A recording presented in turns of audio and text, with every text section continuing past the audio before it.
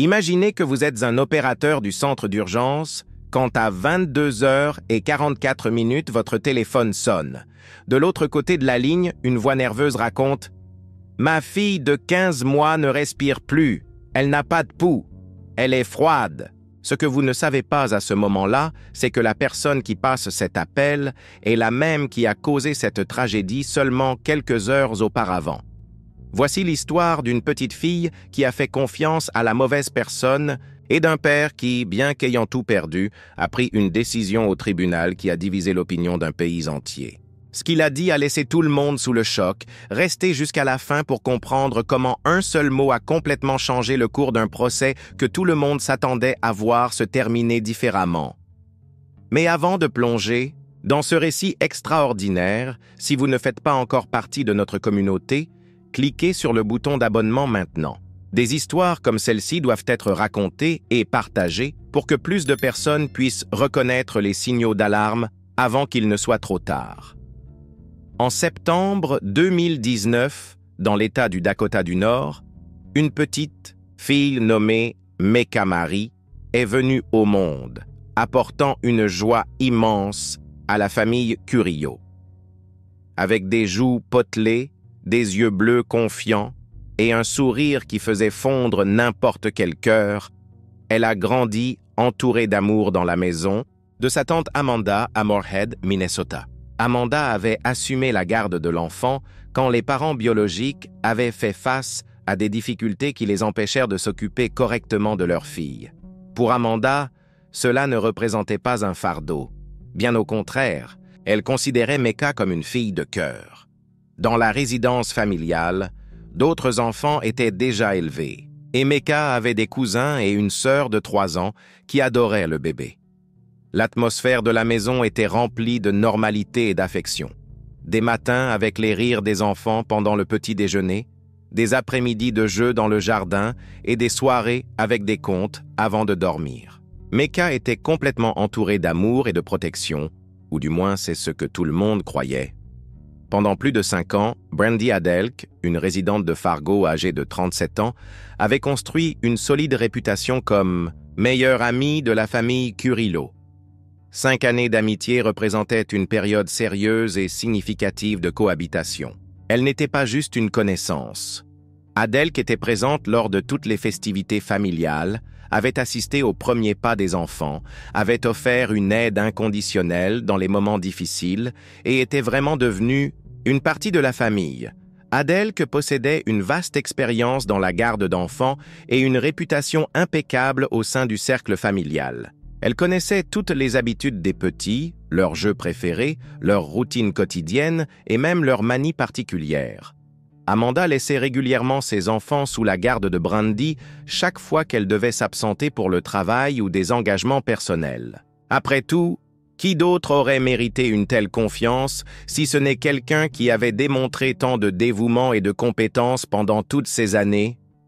Pour la famille Curillo, Brandy n'était pas seulement une baby-sitter ou une gardienne occasionnelle, elle était devenue une figure maternelle de substitution, une seconde mère pour les enfants. Personne n'aurait pu imaginer que derrière le sourire chaleureux avec lequel elle saluait les enfants depuis 5 ans, des intentions monstrueuses étaient soigneusement cachées. En octobre 2020, Mecca était devenue une enfant vibrante et joyeuse de 15 mois. Elle arrivait déjà à s'asseoir avec confiance, babillait ses premiers mots avec un enthousiasme croissant, et son rire contagieux réussissait à illuminer toute la maison. À 15 mois, Mecca avait atteint toutes les étapes de développement prévues pour son âge. C'était une enfant saine, active et extraordinairement affectueuse qui distribuait des câlins et des baisers constamment à tous autour d'elle. Tante Amanda se souvenait avec une affection particulière de la façon dont Mecca était une de ces enfants qui s'approchaient de tous les adultes sans connaître la peur, sans savoir que le mal pouvait exister dans le monde. Sa confiance illimitée envers les gens touchait profondément tous ceux qui vivaient avec elle. C'est à cette période que Brandy s'approcha d'Amanda avec une proposition qui sonnait absolument naturelle et même affectueuse, comme Halloween. Approchait, elle suggéra Et si Mecca restait avec moi pendant quelques jours, je vais lui faire vivre un Halloween vraiment spécial. » La proposition semblait parfaite. Après tout, qui n'aimerait pas que son enfant ait une célébration mémorable avec quelqu'un d'aussi proche de la famille? Pour Amanda, cette suggestion ne représentait rien d'inhabituel ou de suspect.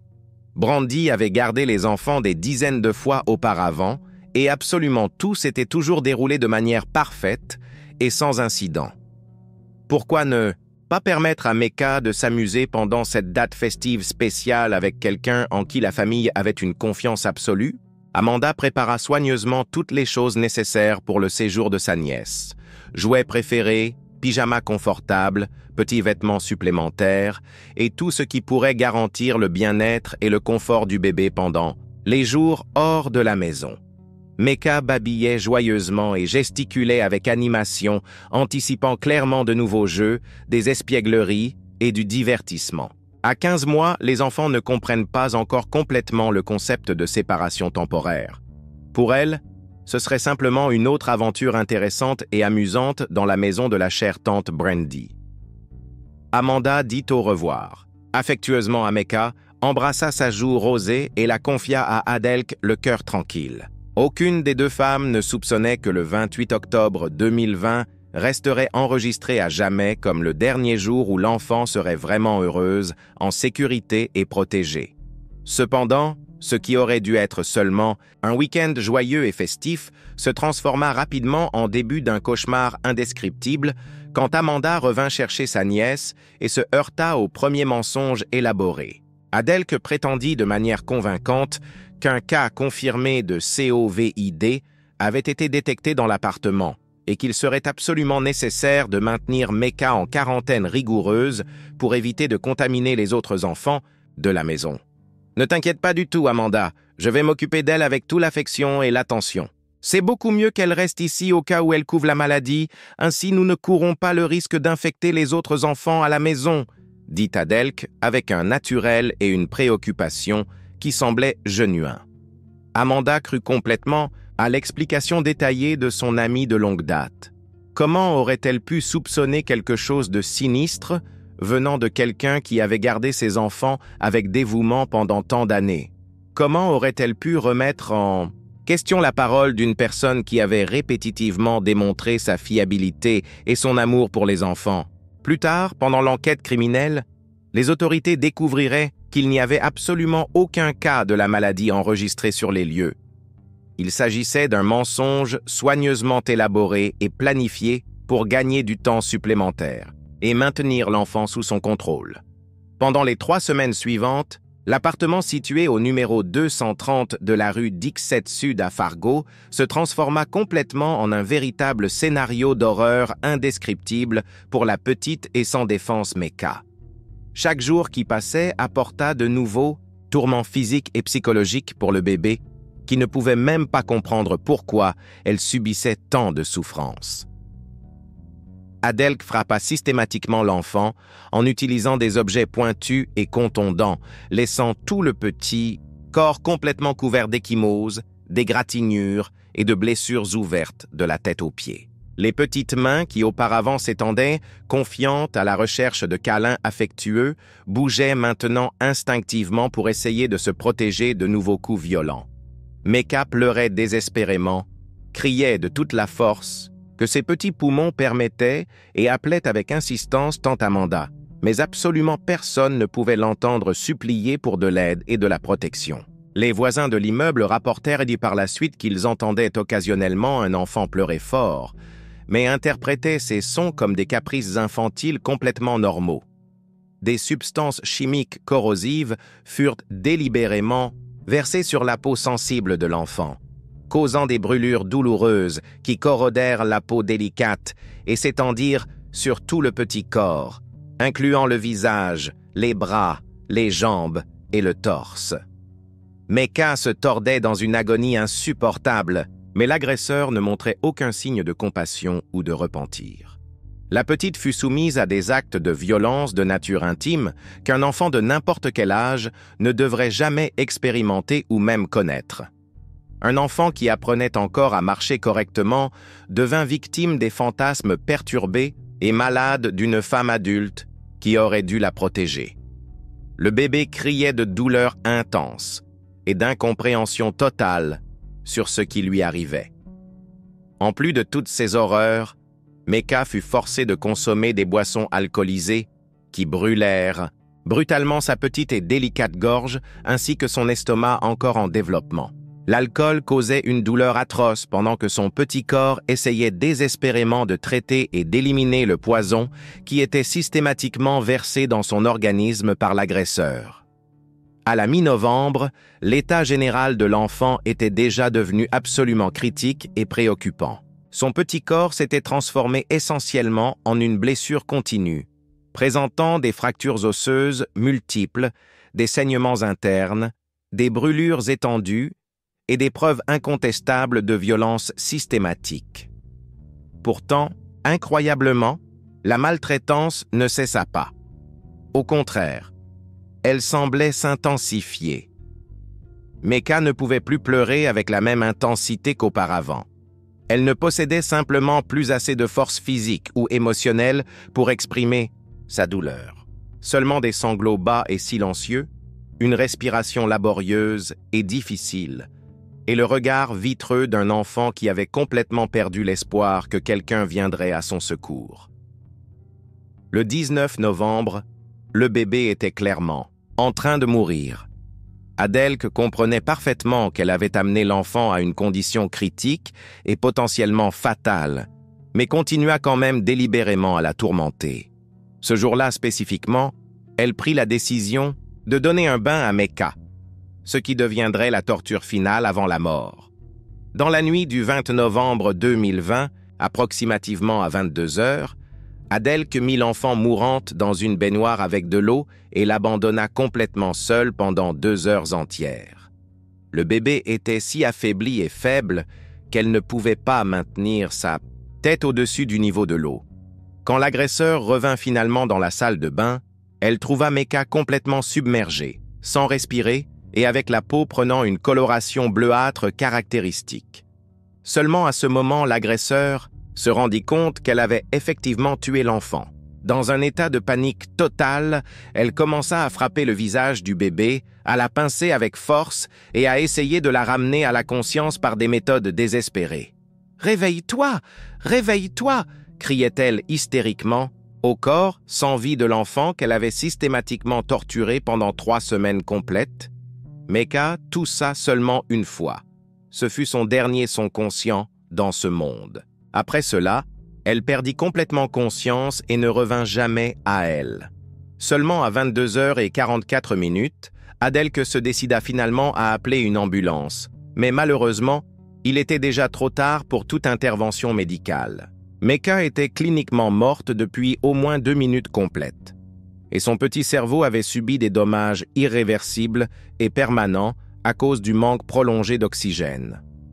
Quand les médecins spécialisés en urgence virent l'état du corps de Mecca, ils comprirent immédiatement qu'il ne s'agissait pas d'un accident domestique ou d'une mort naturelle. Cela avait été clairement une torture systématique et prolongée d'un enfant sans défense.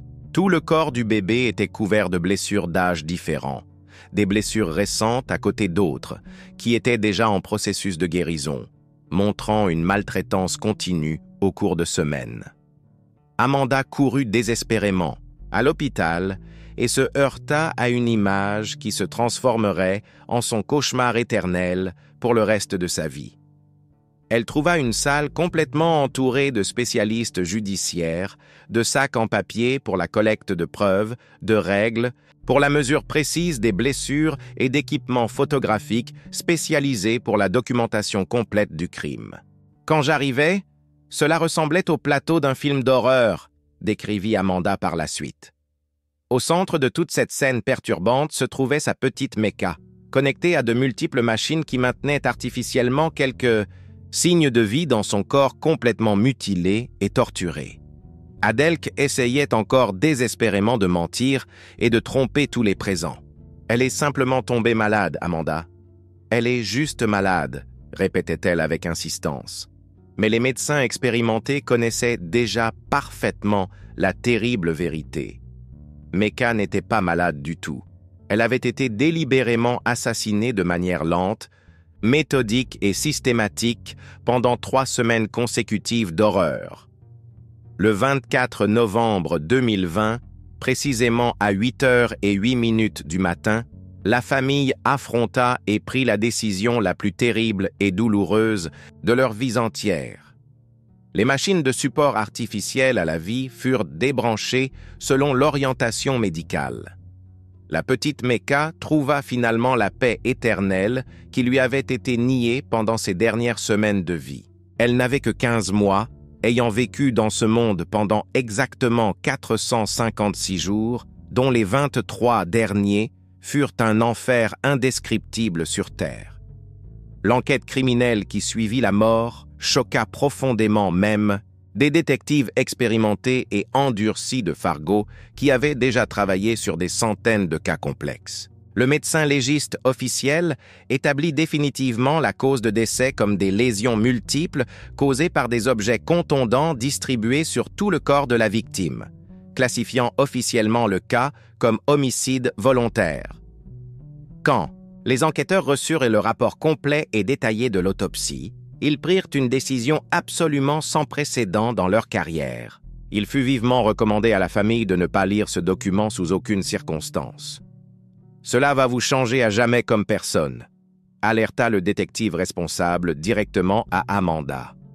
Le procureur de district adjoint Ryan Yunren, un professionnel expérimenté qui avait analysé des centaines de cas impliquant de la maltraitance contre des mineurs au cours de sa carrière, refusa catégoriquement de lire les détails spécifiques en audience publique.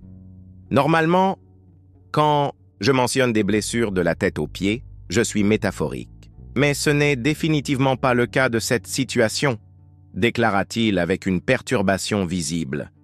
Même la grand-mère de Mecca, Cindy Curillo, enregistra par écrit dans une lettre officielle au tribunal « On nous dit catégoriquement de ne pas lire le rapport d'autopsie par crainte que cela nous transforme complètement comme personne et nous cause des traumatismes additionnels irréparables. » Le 14 janvier 2021, presque 2 mois complets après la mort brutale de Mecca, Brandy Adelk fut finalement arrêtée et formellement accusée d'homicide qualifié et de maltraitance grave contre mineurs. La caution fut établie à la valeur exorbitante d'1 million de dollars. Pendant 2 mois entiers de liberté après avoir assassiné un enfant sans défense, pendant que la famille de Mecca essayait d'enterrer le bébé et de trouver la force de continuer à vivre avec cette douleur insupportable, l'assassin marcha librement dans les rues de Fargo comme si rien ne s'était passé. Dans sa cellule de prison, Adelk confessa finalement partiellement ce qu'elle avait fait pendant ces semaines d'horreur. Cependant, sa version des événements fut si cynique et manipulatrice que les enquêteurs expérimentés pouvaient à peine croire ce qu'ils entendaient. Elle prétendit avoir laissé l'enfant seul dans la baignoire pendant 2 heures, accidentellement, et qu'elle n'avait jamais eu l'intention de causer quelque type de dommage que ce soit. N'avait pas l'intention de causer de dommages. Ce furent les mots d'une femme qui tortura systématiquement un enfant pendant 3 semaines complètes. Quelqu'un qui versa des substances chimiques corrosives sur le corps d'un bébé, qui agressa sexuellement un enfant, qui força un enfant de 15 mois à boire de l'alcool, prétendait ne pas avoir eu l'intention de lui faire du mal. Le 7 septembre 2021, exactement 1 jour avant le début programmé du procès officiel, Adelk changea surprenamment sa déclaration initiale d'innocente à coupable sur les 2 accusations criminelles présentées contre elle. La punition maximale prévue par la loi pour ces accusations spécifiques était la prison à vie sans aucune possibilité de libération conditionnelle future. L'avocat de la défense d'Adelk, Stephen Minger, essaya désespérément de justifier et minimiser les actions de sa cliente devant le tribunal. Il prétendit qu'elle possédait des problèmes sérieux de santé mentale non diagnostiqués, qu'elle n'avait pas réussi à gérer adéquatement la situation stressante et qu'elle avait commis une erreur tragique pendant un moment de perte de contrôle émotionnel. Une erreur tragique Ce furent les mots que l'avocat choisit pour décrire 3 semaines consécutives de torture sadique contre un enfant complètement innocent.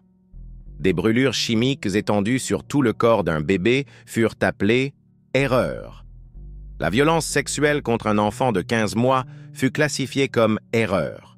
Les coups systématiques jusqu'à la mort furent réduits à une simple erreur. Le 6 décembre 2021, la session officielle du tribunal pour la détermination de la sentence eut finalement lieu. Les détails présentés furent considérés si horribles et perturbants que le procureur du comté de Cass, Ryan Youngren, refusa catégoriquement de les rapporter à voix haute. Dans une lettre émotive dirigée au tribunal et écrite par la grand-mère de Mecca, Cindy, elle décrivit la douleur immense et indescriptible ressentie par toute la famille élargie. Les mots contenus dans cette lettre réussirent à émouvoir même le procureur expérimenté et habitué aux cas difficiles. Absolument tous les présents dans le tribunal pleuraient visiblement. Le juge, les membres du jury, les avocats des 2 parties et les journalistes qui couvraient le cas. Amanda lut sa déclaration personnelle d'impact de la victime avec la voix brisée. « Je ne peux pas comprendre comment quelqu'un peut ôter la vie à un enfant innocent et ce qu'elle aurait pu faire de si terrible pour justifier de lui faire du mal de cette façon. Je ressens une douleur physique chaque fois que j'entre par la porte de ma maison parce que je perçois que quelque chose de fondamental manque. Je ressens une douleur déchirante chaque fois que j'entends mes enfants rire parce que je sais qu'il manque un rire spécial, son rire. Mais le tournant le plus inattendu et complètement surprenant attendait tous les présents quand Manuel Curillo, le père biologique de Mecca, se leva pour faire sa déclaration officielle. Il est important de se rappeler qu'il avait été en prison pendant toute la période de l'assassinat de sa fille et n'avait même pas pu lui dire au revoir avant la mort. Il ne fut autorisé à assister aux funérailles que pendant quelques heures sous escorte policière et menotté. Cet homme, qui avait perdu sa fille unique de la manière la plus cruelle et brutale imaginable, se leva devant le tribunal plein et prononça des mots qui choquèrent absolument toutes les personnes présentes. « Je crois que sa vie vaut encore quelque chose et mérite encore d'être préservée. Je la pardonne complètement, mais je n'oublierai jamais ce qu'elle a fait à ma fille. Une sentence de prison à vie ne ramènera pas ma petite. » Le tribunal resta dans un silence absolu et sépulcral. Même le juge Stephen Marquardt, un magistrat expérimenté, ne put retenir les larmes qui jaillirent dans ses yeux. Le procureur Ryan Youngren déclara par la suite à la presse « Dans la grande majorité des cas similaires que j'ai suivis, les familles des victimes exigent catégoriquement la punition maximale prévue par la loi. Ce fut définitivement le premier cas dans toute ma carrière professionnelle où le père de la victime demanda explicitement la miséricorde pour l'agresseur. Prenant en considération spécifiquement la demande directe et émotive du père de la victime, le tribunal décida de condamner Brandy Adelk à 30 ans de prison avec possibilité de libération conditionnelle après avoir purgé 25 ans de la sentence. Seulement 30 ans de prison pour avoir tué lentement un enfant sans défense au cours de 3 semaines. 30 ans pour des centaines de coups appliqués sur un petit corps. 30 ans pour des brûlures qui couvrirent complètement la peau d'un enfant. 30 ans pour violence sexuelle contre un bébé qui ne pouvait même pas marcher correctement. 30 ans pour avoir forcé un enfant de 15 mois à consommer de l'alcool. 30 ans pour avoir transformé les 23 derniers jours de la vie d'un enfant innocent en agonie sans fin. Cela signifie qu'en 2046, quand Adelk aura 63 ans, elle pourra officiellement demander une libération anticipée par la libération conditionnelle. Mecca aurait eu 27 ans à ce moment-là. Elle aurait pu finir l'université, trouver un travail gratifiant, commencer sa propre famille et avoir des enfants, mais elle n'aura jamais cette opportunité, tandis que son assassin l'aura. Quand Adelk reçut l'opportunité de dire ses derniers mots avant la sentence officielle, elle se leva calmement et déclara « Je ne voulais pas que tout cela arrive. Je présente de sincères excuses à la famille et je regrette profondément. Je n'avais pas l'intention que quoi que ce soit de tout cela arrive et je suis vraiment désolé. sans explication détaillée, sans démonstration de remords pour des actions spécifiques, sans reconnaissance de la gravité de ses actes. Seulement une demande générique d'excuses pour 3 semaines de torture sadique d'un enfant. Remarquablement, la mère biologique de Mecca, Cheyenne Duchino, ne comparut pas au tribunal pendant aucune phase du procès et ne fournit pas de déclarations officielles à la presse. Son silence complet pendant tout le développement du cas reste un mystère, que ce soit par tristesse insupportable, traumatisme psychologique ou autre motif personnel. La femme qui donna vie à Mecca ne put pas ou ne voulut pas lutter publiquement pour la justice pour sa fille. Amanda créa une page commémorative appelée « Justice pour Mecca » et organisa un service religieux privé le 6 février 2021. La famille continue de lutter quotidiennement contre le traumatisme psychologique dévastateur. Cela me hante tous les jours de ma vie. Je n'ai pas réussi à la protéger adéquatement.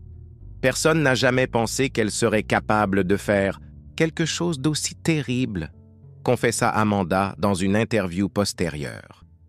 Les autres enfants de la famille demandent fréquemment quand Mecca va se réveiller et grandir pour jouer avec eux à nouveau. La sœur de 3 ans de Mecca, Octavia, demande constamment « Quand Mecca sera plus grande, va-t-elle se réveiller et jouer avec moi ?» Comment expliquer une tragédie pareille à un enfant de 3 ans? Cette histoire sert comme un rappel douloureux. Que les prédateurs les plus dangereux se cachent souvent derrière des masques d'amis aimants et de gardiens attentifs. Pendant 5 années complètes, Brandy Adelk construisit une réputation de fiabilité et de dévouement, gagnant un accès total et sans restriction aux enfants de la famille. La décision du père de pardonner publiquement divisa complètement l'opinion publique. Des milliers de personnes considérèrent son attitude comme un exemple extraordinaire de compassion chrétienne et de capacité de pardon même face à la plus grande tragédie imaginable. D'autre part, des milliers d'autres personnes exprimèrent leur indignation, argumentant qu'un tel pardon envoyait un mauvais message sur la gravité des crimes contre les enfants. L'héritage de Mecca vit à travers les personnes qui connaissent maintenant son histoire et peuvent utiliser cette connaissance pour identifier des situations similaires et agir quand nécessaire. Chaque histoire partagée représente une opportunité réelle de prévenir de futures tragédies semblables. Si ce récit vous a touché d'une façon quelconque, laissez vos commentaires ci-dessous en partageant vos réflexions sur ce cas. Que pensez-vous de la décision du père de montrer de la miséricorde? 30 ans de prison sont-ils suffisants pour un crime de cette magnitude? Abonnez-vous à la chaîne pour ne pas manquer d'autres histoires importantes sur ceux qui ne peuvent plus parler pour eux-mêmes. Suggérez d'autres cas que vous aimeriez voir abordés. Chaque suggestion nous aide à donner une voix à ceux qui furent réduits au silence prématurément. Rappelez-vous toujours, la connaissance est prévention, et ensemble, nous pouvons faire la différence dans la protection de ceux qui en ont le plus besoin. Mecca Marie Curillo vécut seulement 456 jours. Mais son histoire continuera de sauver des vies pour toujours.